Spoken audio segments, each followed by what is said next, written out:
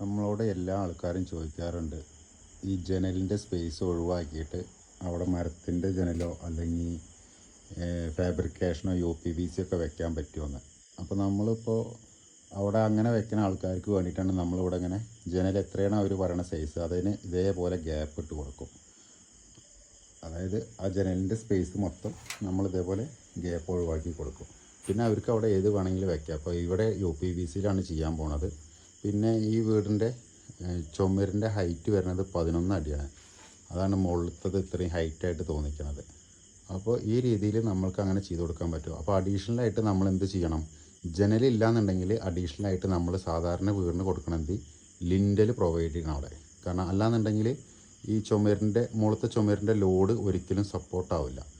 അത് ഞാൻ കാണിച്ചു തരാം എങ്ങനെയാണ് ലിൻഡൽ ചെയ്യണമെന്നുള്ളത്.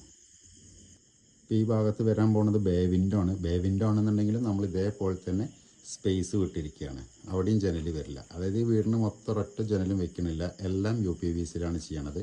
അപ്പോൾ ഈ ജനലില്ലാത്ത പോർഷനിൽ നമ്മൾ എങ്ങനെയാണ് ലിൻഡൽ ചെയ്യണമെന്നുള്ളത് കാണിച്ചു തരാം.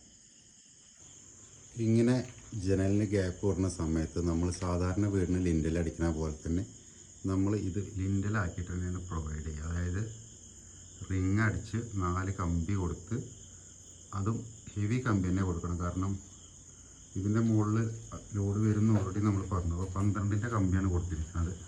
12ൻ്റെ കമ്പി കൊടുത്തിട്ട് ഇതേപോലെ ലിൻഡലാക്കിയിട്ട് വേണം ചെയ്യാൻ. അല്ലാന്നുണ്ടെന്നുണ്ടെങ്കിൽ നമ്മൾ ഇത്രയും വലിയൊരു ചുമര് ഒരിക്കലും ലോഡ് സപ്പോർട്ട് ചെയ്യില്ല. അപ്പോൾ ജനൽ ഒഴിവാക്കുക എന്ന് പറഞ്ഞു കഴിഞ്ഞാൽ ഇത് നോർമലി ഞങ്ങൾ ചെയ്യണത് തന്നെയാണ്. കാരണം എവിടെയൊക്കെ ഓപ്പൺ സ്പേസ് ആയിട്ട് വരണോ ആ ഏരിയയിലൊക്കെ നമ്മൾ ഇതേപോലെ ഡബിൾ നെറ്റാക്കി 2 സൈഡിലേക്കും മാറ്റി മാറ്റി അടിക്കുകയാണ് ചെയ്യാറ്.